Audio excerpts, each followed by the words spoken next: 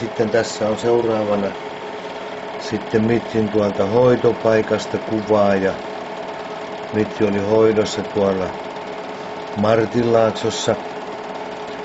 Ei muisteta enää, mikä on ollut tämän hoitotätin nimi ja mitä oli nämä sen hoitotätin 2 omaa tytärtä, jotka siinä tuossa filmillä Mitrin kanssa esiintyy.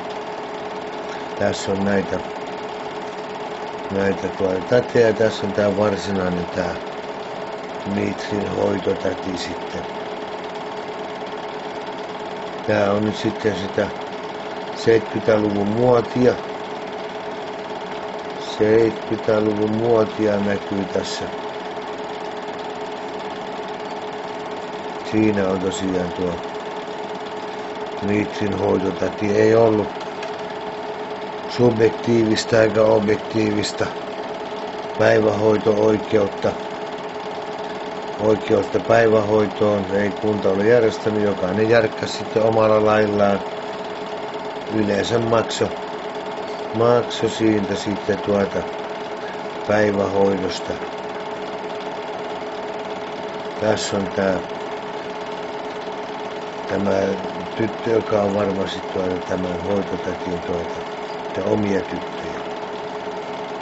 Siinä on 2-3 tätiä, joilla on sitten näitä lapsia, ja on sitä mieltä, että ne oli aika hyvässä kontrollissa ja ryhmät oli pieniä, jos verrataan näihin nykyisiin päivähoitoryhmiin ja paikkoihin. Siinä.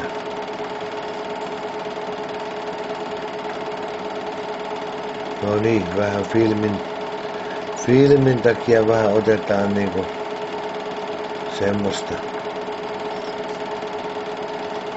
otetta ja halausta. Siinä on Reiman haalarit edelleen Mitrillä. Nyt on tässä mustat haalarit. Tää on todennäköisesti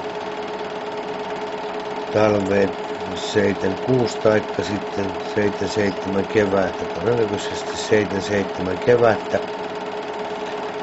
Ja taustalla on noita Martinlaakson, Salvan ja Mattiset Niemelän tekemiä kerrostaloja. Näin. Oikein tämmöistä tikkitakkia, tikkipuseroja.